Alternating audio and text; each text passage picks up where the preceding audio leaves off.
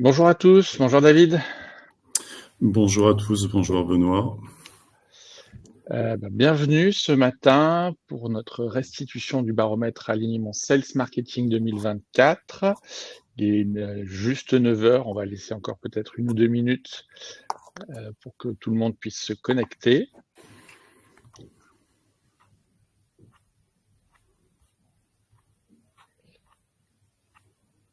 Alors, petit test technique. Thomas, puisque tu es avec nous, est-ce que tu nous entends bien?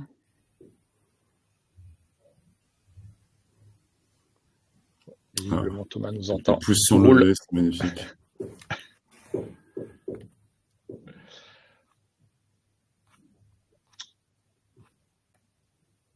David, si ça te va, je te propose de commencer un peu à se présenter, histoire de faire patienter les gens qui sont à l'heure et de faire arriver les quelques retardataires, si ça te va. Très bien, oui. Donc aujourd'hui, je représentais, j'ai une triple couronne aujourd'hui. Je représente le CMIT, dont on va parler juste après. Également l'ISG et l'ISEG, puisqu'on trouvait pertinent de solliciter deux écoles du groupe Ionis, puisque une forme plus des futurs commerciaux et une forme davantage des personnes qui vont faire de la communication, du marketing.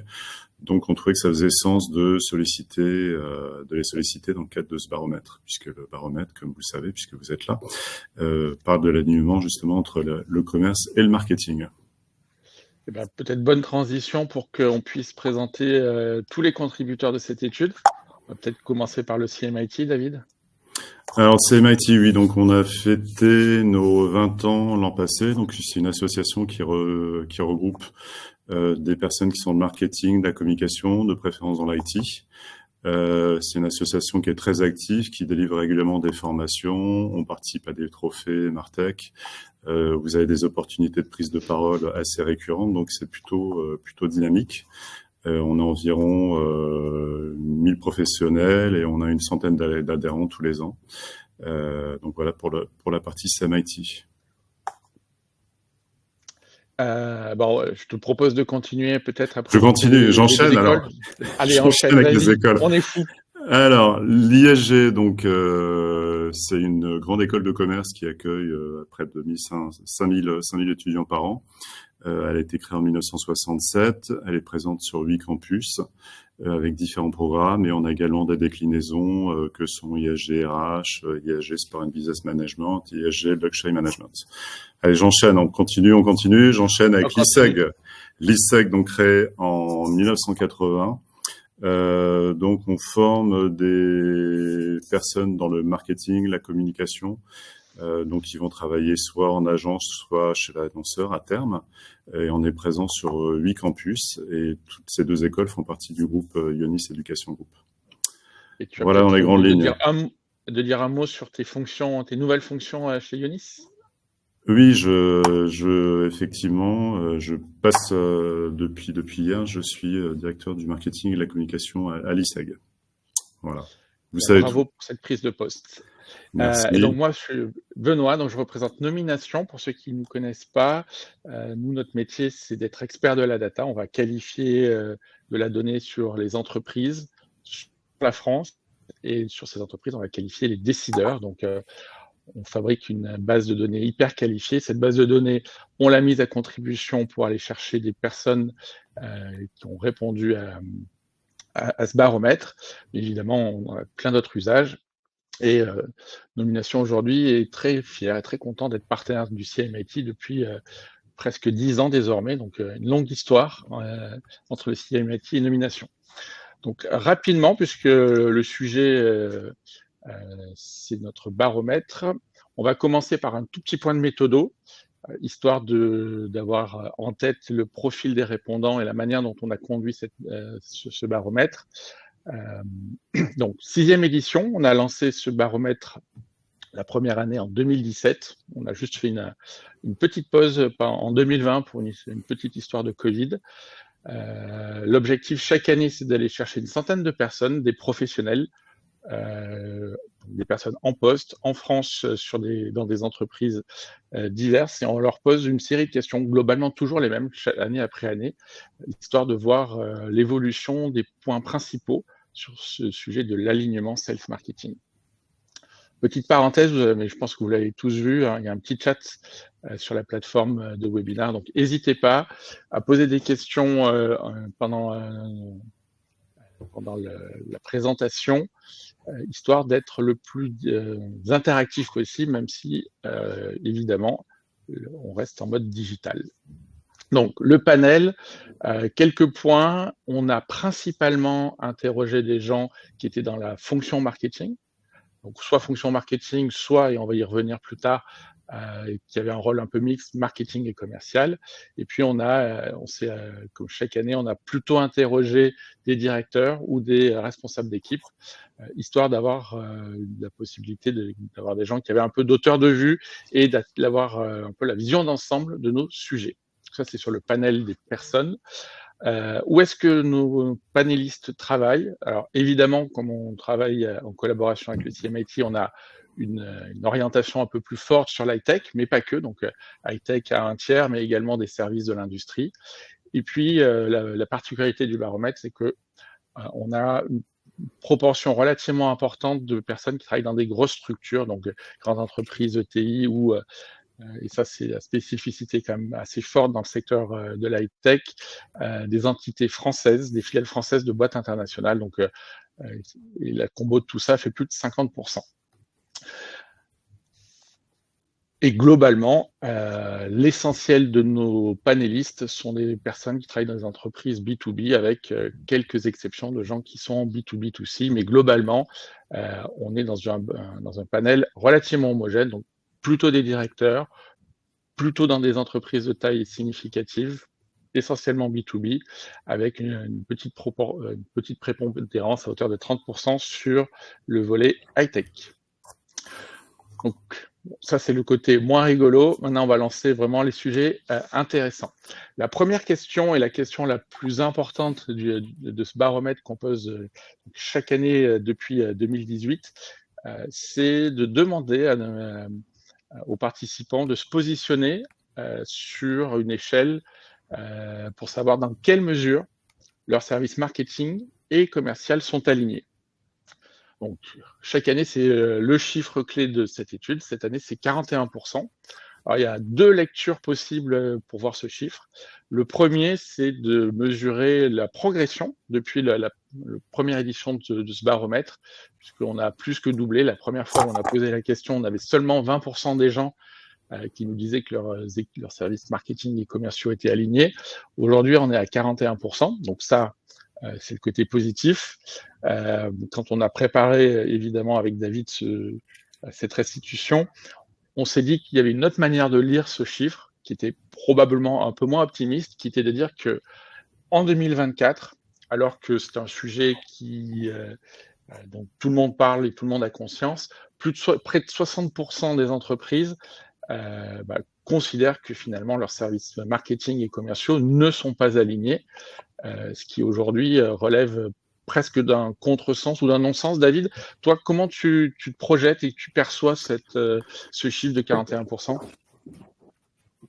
Je me dis qu'il y a du mieux, effectivement, d'une année sur l'autre, généralement, mais le paradoxe, c'est que ça devrait être une préoccupation majeure pour la plupart des entreprises et qu'il y a des solutions qui existent. On verra, on va pas déflorer ça, mais il y a des solutions qui existent pour simplifier, pour optimiser cet alignement. Mais en réalité, il y a rien qui est vraiment mis en place. Et on tombe souvent, enfin, je sais pas si on a une population de commerciaux ou de marketeurs aujourd'hui, mais souvent on tombe dans le débat stérile que vous connaissez tous, je pense, le commercial qui va dire que les leads sont pas de qualité, et puis le marketing qui va dire au commercial, ouais, mais en fait, tu les traites pas assez vite. Et au sein du CMIT, c'est un sujet quand on se réunit pour de manière assez régulière, c'est un sujet de discussion récurrent. Il arrive que c'est un sujet, voilà, c'est un peu un marronnier pour nous. Et bien souvent, c'est pas de l'alignement, mais une espèce de compétition entre deux services qui plutôt de travailler la main dans la main, essaient de tirer la couverture à eux et qui se tirent dans les pattes et se défaussent quand les résultats sont pas atteints. En gros, si les résultats sont pas atteints, c'est parce qu'il n'y a pas eu assez de leads et de l'autre côté, c'est parce que vous n'êtes pas bon en closing, quoi, en gros. Alors, je suis Et désolé, j'ai dû un petit souci technique. Je pense que j'ai perdu quelques minutes de ton intervention, David. c'est dommage, c'était brillant. Bah, j'espère qu'il y a personne d'autre qui a perdu ces quelques minutes. Non, non, Vous c'est avez que entendu moi. ce que j'ai dit ou c'est que toi? D'accord. Oui, je pense que Bon. c'est moi.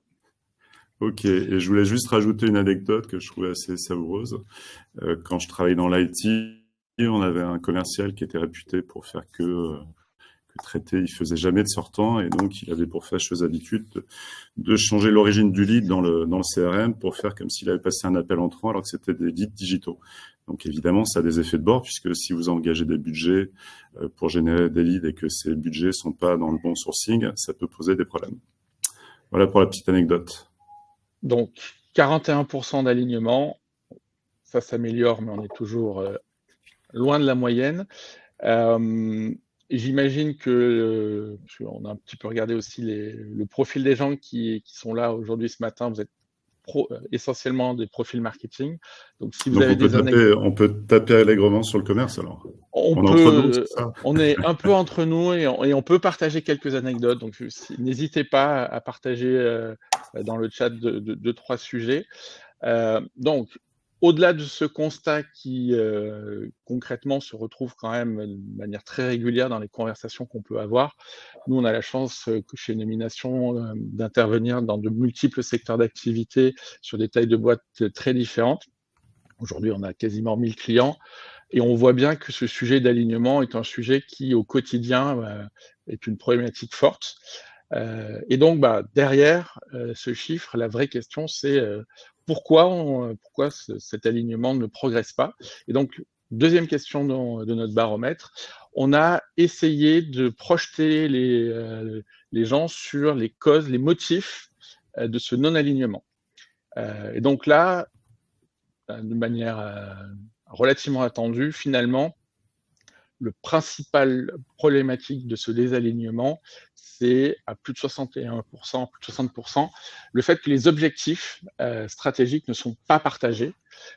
Globalement, et si on schématise, on peut se dire que d'un côté, les commerciaux ont un objectif de chiffre d'affaires, de l'autre côté, les marketeurs ont un objectif de nombre de leads, et évidemment, entre les deux, quand l'objectif n'est pas aligné, compliqué d'aligner les équipes. Alors, on voit que le temps passant, ça s'améliore un peu. Ceci étant, David, toi, je crois que dans ton expérience précédente, avant d'être dans le groupe Ionis, cette notion d'objectif partagé était quasiment pas un sujet, c'était presque naturel dans ton expérience précédente. Disons que on essaie de mettre en place des choses, de parler déjà la même langue, donc c'est déjà pas mal de parler la même langue. Ça me semble pourtant la base, mais c'est comme une évidence. Et ça commence par se mettre d'accord sur ce qu'est un lead, parce que les définitions de lead, en fonction des personnes, vous en avez autant que de personnes. Et donc, quand on faisait un plan marketing, à titre d'exemple, on partait du nombre de leads assignés par ligne de produit. On regardait ce qu'on avait dans le pipe, on se mettait d'accord sur le win ratio des dernières années avec le commerce. On prenait sur différentes années pour éviter des effets de bord. Et à partir de là, on déterminait le nombre de leads à aller chercher et sur quel canot, puisque ça sert à rien d'aller sur un canot qui jusqu'à présent n'a pas porté ses fruits. Et on parlait de l'inbound. Je pense que tout le monde connaît, mais bon, au cas où, c'est un lead qui a un budget, qui a un décideur, il y a un vrai besoin qui est exprimé, et le projet n'est pas dans 10 ans. Donc, ce qu'on faisait, c'est que ça passait par le télémarketing qui bantait, entre guillemets, le lead, et ce lead passait ensuite au commerce. Donc, en gros, nous, on avait fait la moitié du job. Après, le commerce devait valider ce lead, et après, on avait un funnel de conversion qui permettait de suivre le lead de l'origine jusqu'au closing. Ce qui est intéressant également dans la cause de non-alignement qu'on trouve, c'est l'absence de dirigeant commun. Donc, le dirigeant commun, ça sera ce qu'on trouve maintenant dans quelques boîtes. Il y a une espèce d'émergence, puisqu'on a une espèce d'hybridation entre le commerce et le marketing, avec le chief revenue officer. Et autrement, dans l'IT, c'était presque une curiosité d'avoir un directeur commercial et marketing. C'était pas une pratique très répandue, ça commence à se faire. Est-ce que c'est la solution? Je ne sais pas, parce que parfois ils ont plus d'affinité pour le commerce ou pour le marketing. Donc, je suis pas sûr que ça soit non plus la sinécure, mais bon, on verra bien. Effectivement, David, c'est un sujet qui est un peu en baisse année après année. Nous, côté nomination, on a la chance d'avoir une vision un peu globale avec les mouvements de décideurs dans les boîtes. Et effectivement, on note l'émergence de ce directeur marketing et commercial. Alors, on l'appelle CRO si on veut être un peu moderne, mais directeur marketing et commercial, ça marche aussi. Par contre, c'est sûr que forcément, les gens qui arrivent à ce type de job ont tous un parcours qui est très connoté, soit côté sales, soit côté marketing. Et finalement, il y a encore peu de parcours de personnes qui croisent le job et sales et marketing. Les seuls endroits où le seul secteur où on a véritablement une culture de l'aller-retour entre ces deux fonctions, c'est globalement le secteur de la grande distribution ou des fournisseurs de la grande distribution plutôt, où on voit quand même pas mal de carrières où les gens basculent d'une fonction commerciale à une fonction marketing. Mais c'est sûr que dans l'IT, c'est quand même, on va dire, deux trajectoires professionnelles qui sont assez peu communes. Et puis, il y a un dernier sujet de non-alignement qui est finalement, d'une certaine manière, la conséquence de tout ça. Hein. Je ne partage pas les mêmes objectifs. Le seul patron commun entre le directeur marketing et le directeur commercial, c'est le DG. Et donc, conséquence de ça, on instaure une certaine concurrence entre ces deux fonctions. Et surtout dans un contexte où on va pas se mentir, 2023, 2024 et probablement 2025 sont des années un peu plus difficiles que ce qu'on a connu en 2021, 2022. Et donc, quand les objectifs sont plus difficilement atteints, c'est plus difficile d'être aligné, c'est plus facile d'aller chercher à qui la faute, et c'est plus facile à essayer de faire porter la problématique sur son voisin du COMEX plutôt que de regarder de son propre côté. Une fois qu'on a dit tout ça, est-ce qu'il y a des solutions, est-ce qu'il y a des leviers pour améliorer la situation? Donc pareil, on a posé la question à notre panel et on a dit, côté marketing, qu'est-ce que vous pourriez faire pour essayer d'aligner finalement un peu mieux les équipes et les efforts sales et marketing? Les deux points qui ressortent sont des points, on va dire, en tout cas de ma perception, sont des points un peu cosmétiques finalement. Premier point, partager des informations marché. Deuxième point, essayer de mettre des objectifs communs. Et comme les objectifs, on l'a vu, ne sont pas forcément des objectifs stratégiques, ne sont pas des objectifs structurants, sont globalement pas les objectifs associés au plan d'intérêt, au plan de commissionnement individuel. On est plutôt sur des partages d'objectifs un peu opérationnels. David, comment toi tu perçois ces deux leviers pour essayer de mieux aligner marketing et commerce? On en revient un peu à ce que j'ai exprimé dans le cadre du slide précédent. Donc, pour moi, les objectifs doivent être validés en amont par le commerce. C'est une espèce de pacte entre le commerce et le marketing, un pacte du sang, pourquoi pas. En clair, pour moi, le marketing doit s'engager à fournir X lead band au commerce. Puisque c'est X lead band dont on a défini qui devrait permettre au commerce d'arriver aux objectifs. Le commerce, quant à lui, doit s'engager à traiter ses leads rapidement, puisqu'on sait que c'est un fait important de traiter les leads en moins de 48 heures. Et puis, ce qui est important, c'est de se mettre d'accord sur un win ratio réaliste. Ça sert à rien de mettre un win ratio complètement délirant qui va décourager le commerce. Donc, il faut qu'on ait un win ratio réaliste qui soit mesurable et naturellement atteignable. L'autre point, c'est que la co-construction, c'est également à 60%. Mais compte tenu des enjeux, on peut dire que ça reste somme toute timide. Voilà pour ce slide de mon côté, Benoît. Alors, intervention de Michel dans le chat, un peu plus sur la slide précédente, sur effectivement la problématique des silos. Mais effectivement, Michel propose quelque chose qui est une manière finalement de rapprocher les équipes, le vie ma vie. Et c'est vrai que souvent, le marketing a une vision assez lointaine du travail du commercial et inversement. Le côté vie ma vie peut être un levier effectivement de rapprochement des équipes. Donc on l'a vu, deux manières de rapprocher les équipes, hein. Par le haut, avec un boss commun, des objectifs communs, mais ça peut être effectivement de manière un peu plus opérationnelle par le bas, en faisant collaborer les personnes. Et Alexandra tu crois que propose effectivement. Ouais, Excuse-moi pardon, David, vas-y, vas-y. vas-y. Non, non, Alexandra je disais propose que quelques. On va y arriver. Vas-y, vas-y. Ouais, je disais juste, Alexandra propose le marketing euh, à s'installer dans l'open space commercial pour absorber et être un peu plus au contact de l'opérationnel probablement. Excuse-moi D'accord. David, vas-y. Et dans le cadre du Vie ma vie, tu crois que le marketing va éprouver la souffrance du commerce quand il doit remplir le CRM ou pas? Parce que c'est C'est une une vraie, très on a très l'impression bonne que question. on a l'impression que c'est une vraie souffrance en tout cas. Je te confirme que quand on interroge, on a fait d'autres études spécifiquement sur le CRM, et oui, le sentiment de souffrance vis-à-vis de cet outil, qui est d'abord et avant tout conçu par et pour le marketing, est une vraie réalité chez nos amis du commerce. D'accord. Donc on voit côté marketing, est-ce qu'on peut demander quelque chose aux commerciaux pour essayer d'aligner un peu les efforts? Comme on a interrogé plutôt des marketeurs, finalement, il faut voir ce slide comme quelles sont les demandes, l'espoir du marketing vis-à-vis de ces commerciaux.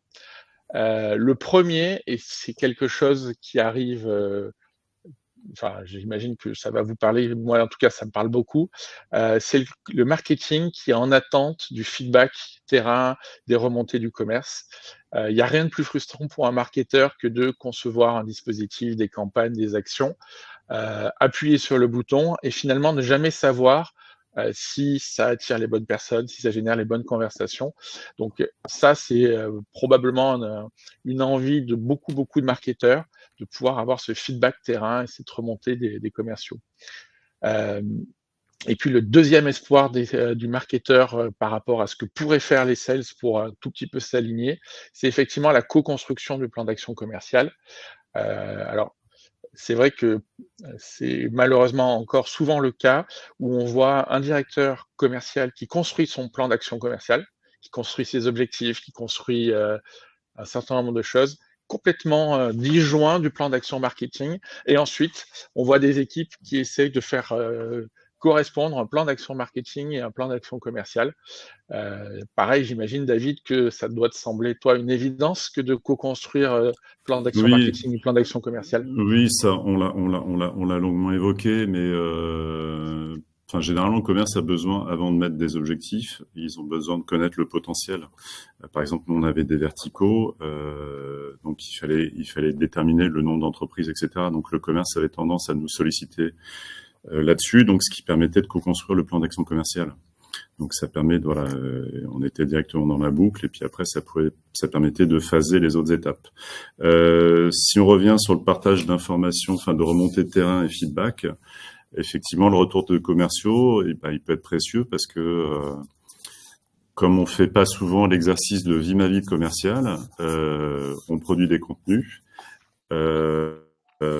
Qui sont parfois hors sol et qui répondent pas vraiment aux vraies attentes des clients. Donc c'est pour ça qu'il est important que le retour des commerciaux sur ces sujets peut être précieux. Après, l'autre travers, c'est que souvent le marketing fait des contenus, ils pensent avoir fait des contenus super intéressants, mais ils sont souvent exploités par les commerciaux et ils restent souvent sous les étagères malheureusement. Alors peut-être que la co-construction permettra de faire en sorte que ces commerciaux utilisent davantage ces contenus. Ça peut être un bon ressort, effectivement. Donc, on le voit, un alignement qui doit s'améliorer, des leviers qui sont aujourd'hui, on va dire, pas complètement structurants. Et donc, le point d'après, c'est au final, qu'est-ce qu'on attend du marketing? Et donc là, on a posé la question légèrement différemment, c'est de dire, finalement, dans beaucoup de structures, le marketing est un peu le fournisseur des sales. Les sales sont les clients du marketing, clients internes évidemment. Et donc, quand on interroge des marketeurs sur quelles sont les attentes de vos équipes commerciales, sans beaucoup de surprises, David, je pense, hein, la grande majorité et l'attente principale depuis le lancement de toutes nos études, c'est plus de leads, plus de leads, plus de leads. D'une certaine manière, la vision d'un commercial, d'un marketeur, c'est une usine à leads. Alors David, le marketing est-il condamné à être une usine à leads? Ça serait bien qu'il fasse autre chose, puisqu'il a quand même d'autres vocations que faire de fournir des leads.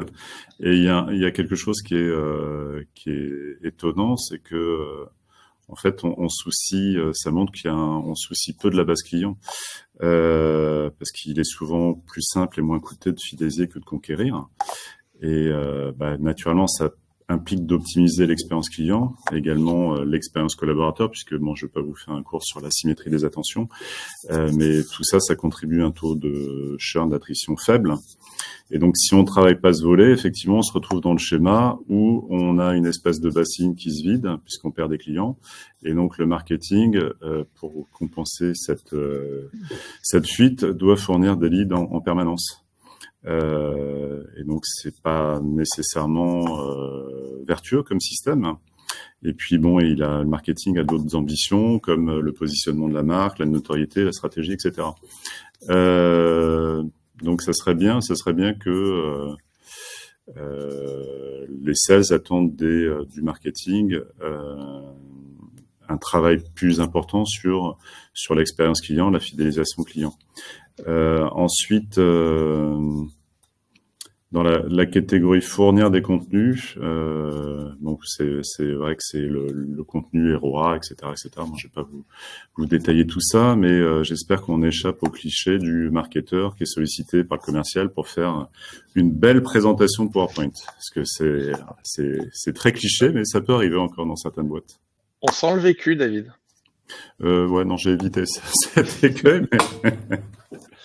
Alors évidemment, cette attente de générer des leads, elle est aussi beaucoup liée finalement à l'organisation commerciale globale, où c'est particulièrement vrai dans la tech, mais depuis quelques années, c'est vrai dans la plupart des secteurs, où on a spécialisé les équipes commerciales avec des équipes chasse, des équipes développement, finalement des commerciaux qui sont majoritairement objectivés sur le new logo, le new chiffre d'affaires, et cette structuration qu'on connaît tous, hein, avec des SDR, des comptes exécutifs, des customer success qui enchaînent, effectivement a pour conséquence de focuser nos amis du marketing sur une étape du funnel qui est importante, mais comme l'a bien exprimé David, et pas forcément la seule qui compte.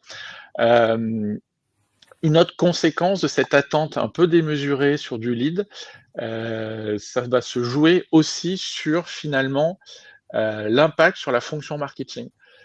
Et ça, c'est une question qu'on a également posée à notre panel et qu'on pose là depuis au moins 4 ans, c'est finalement cette attention portée majoritairement sur la fabrication de leads, quel a été l'impact sur le métier, la fonction du marketing?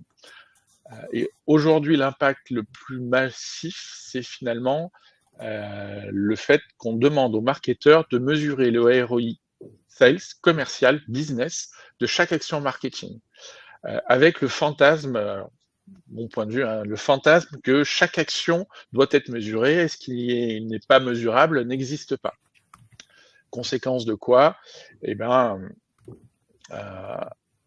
toute la fonction marketing, finalement, se tord un peu dans cet esprit de production de leads, avec parfois beaucoup d'effets pervers.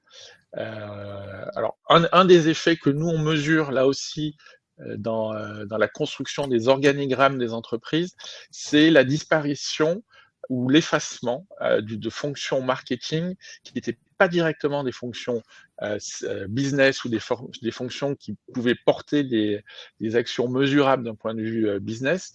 C'est tout ce qui est marketing études, marketing stratégique, des fonctions souvent clés pour avoir une vision marché, construire un positionnement, qui progressivement disparaissent des organigrammes au profit finalement de fonctions beaucoup plus opérationnelles.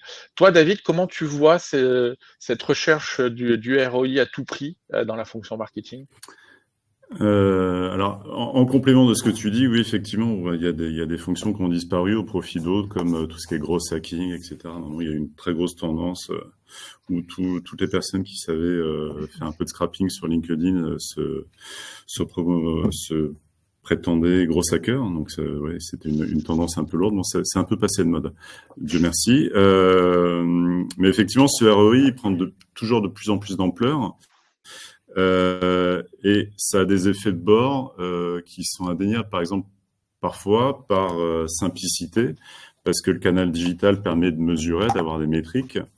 On va faire du digital ou on va, par exemple, plutôt que de faire de la presse, on va également faire du digital. Donc, ça a des effets de bord également sociétaux, mais bon, on n'est pas là pour parler de ce sujet.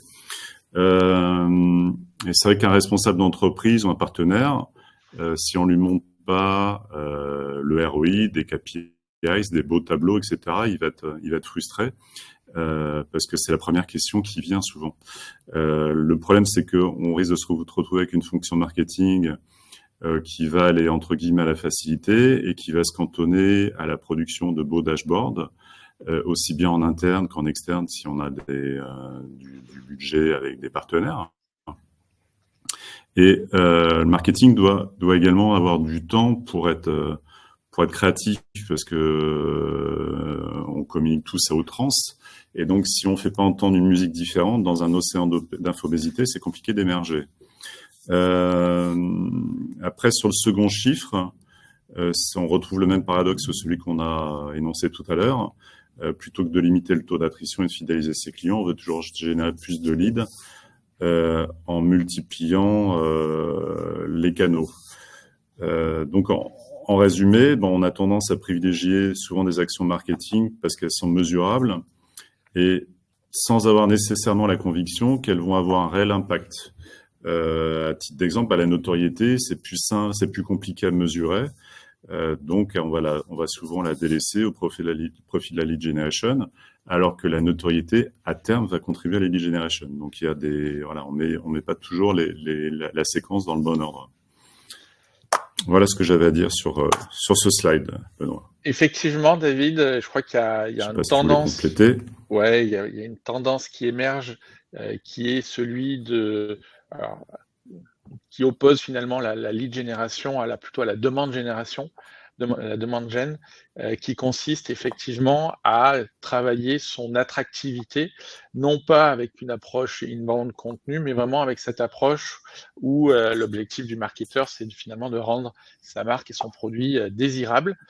Nous, c'est vrai que, pareil, alors on va pas citer de clients, mais on voit dans un certain nombre de structures où des choix sont faits, non pas dans une logique de performance globale, mais dans une logique où le marketing étant objectivé, par exemple, au nombre de leads générés par mois, par semaine, va avoir des comportements finalement d'optimisation sous contrainte. Finalement, on est tous humains. Et quand on nous donne un objectif, on se donne les moyens, ou en tout cas, on essaye de l'atteindre, y compris si l'objectif est un peu con, parce que est-ce vraiment, pardon de l'expression, mais est-ce vraiment très logique de se donner des objectifs de lead à la semaine basés sur des saisonnalités des années précédentes, sachant que dans un contexte mouvant, ça peut être compliqué.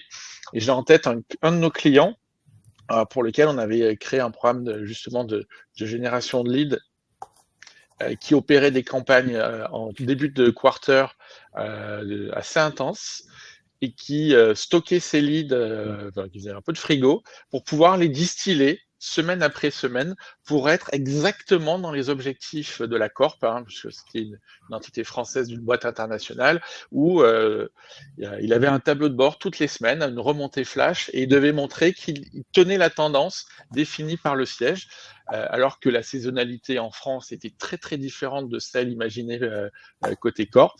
Et donc, pour y arriver, tous les leads générés en début de quarter étaient stockés par le marketing qui les distillait au compte-gouttes. Donc, en plus, c'était des leads de mode téléchargement de contenu. Donc, imaginez un téléchargement de contenu envoyé à l'équipe commerciale 2 semaines, 3 semaines, voire un mois après l'action du prospect. Imaginez un petit peu la qualité des leads qui étaient fournis aux commerciaux et la réalité de l'impact business. Donc, effectivement, cette recherche, on va dire, à tout prix de leads et de mesures peut avoir des impacts assez importants.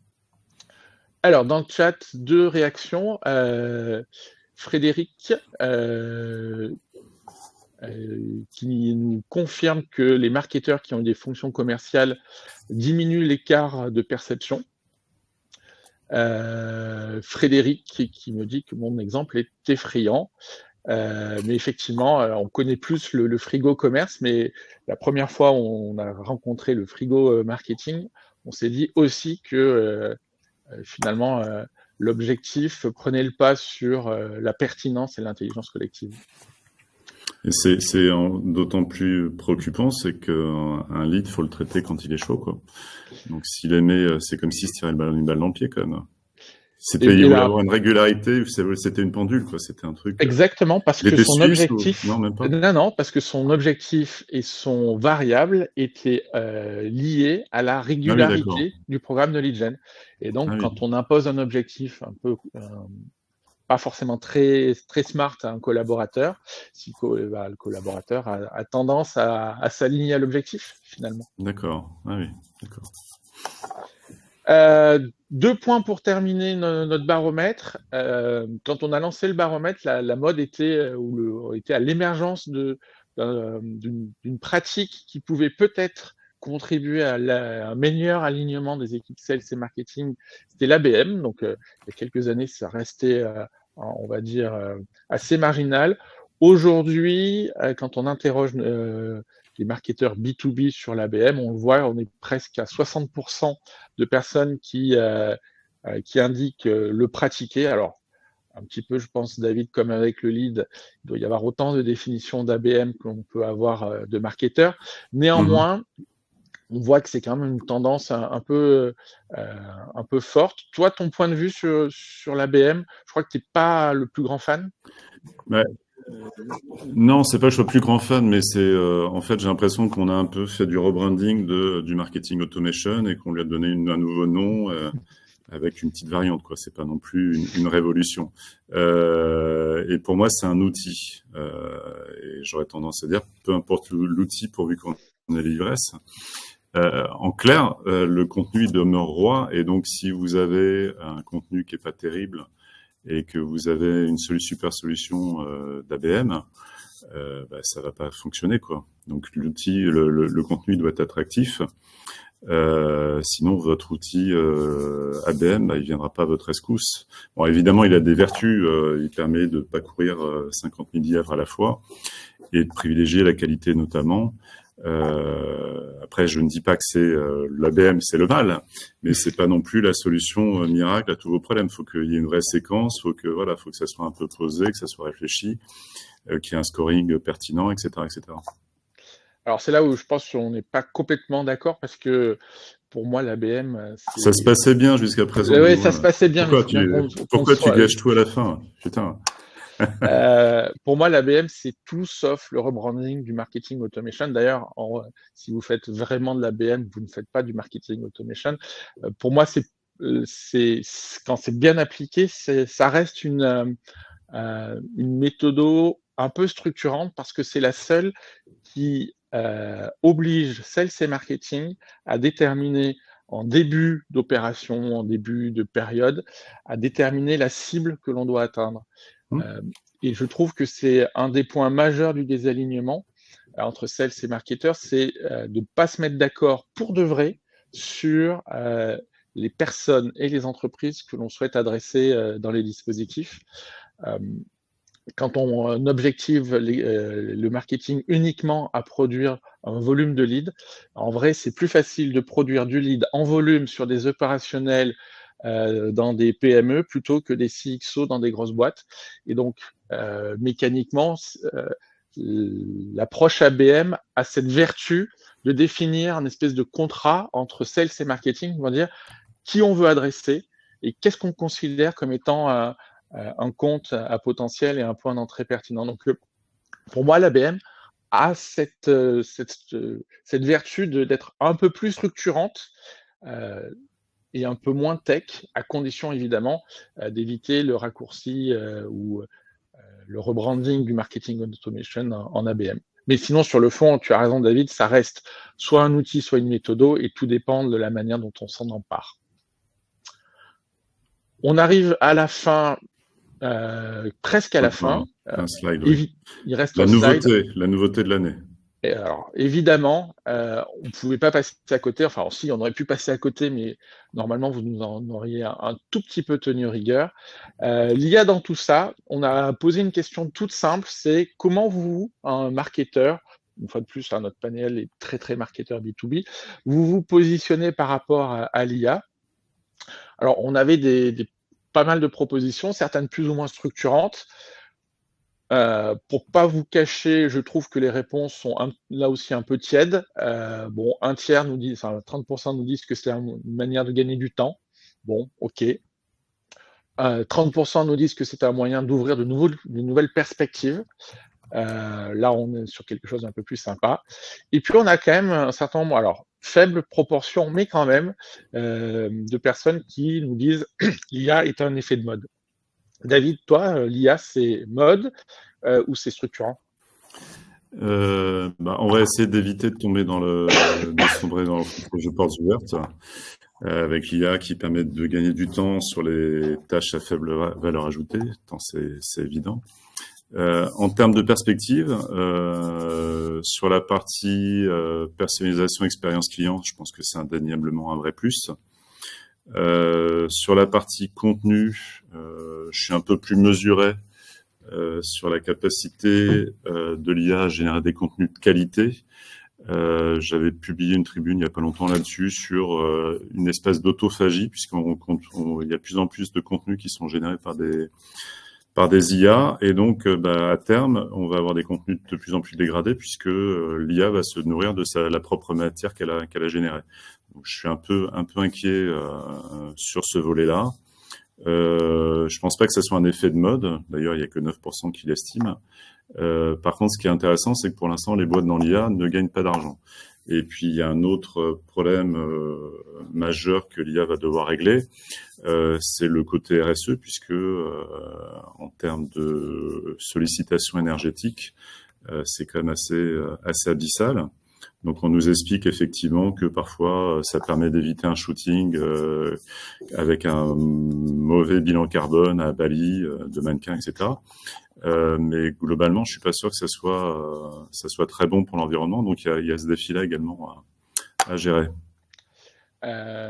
Effectivement, aujourd'hui, en tout cas, pareil, quand on dit, en tout cas nous, quand on discute avec nos interlocuteurs, nos clients dans les directions marketing, on perçoit qu'il y a quand même un gouffre entre les promesses d'un certain nombre d'éditeurs.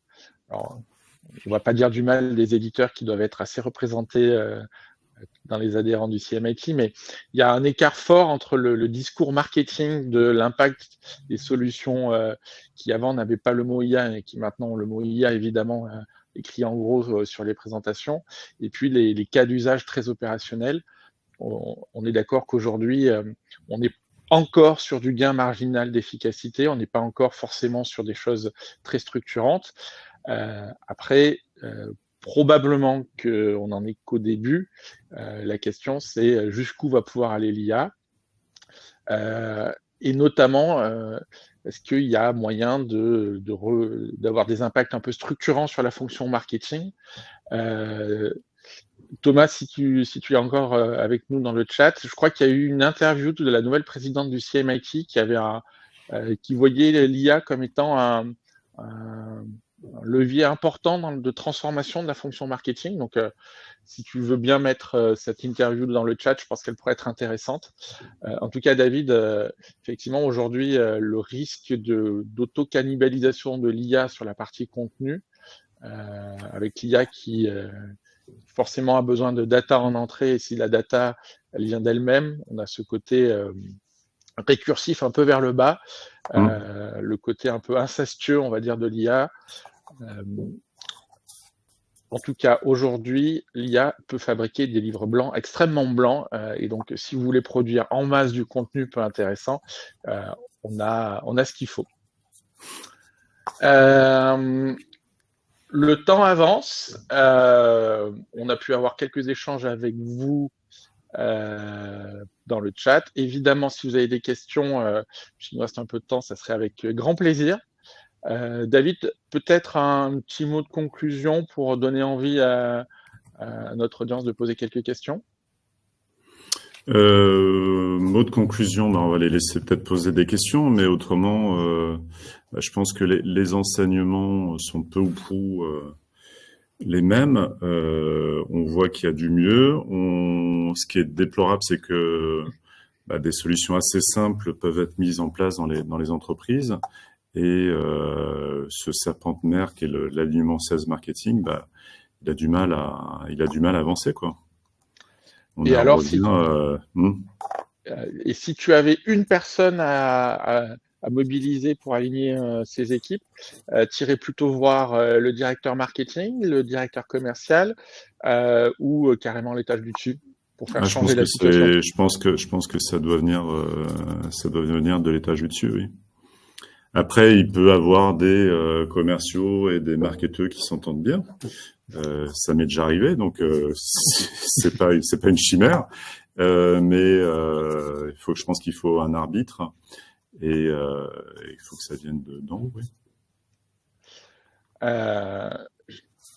Alexandra valide avec toi le fait qu'effectivement cet alignement est une nécessité, et a priori un sujet de direction générale, de country manager et pas forcément de gens en siloté.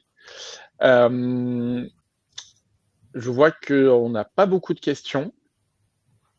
On a dû être soit très ennuyeux, soit très clair. David, on va prendre l'option très clair. Ou les deux. Ou les deux. On était clairement inintéressants. Non, j'espère pas.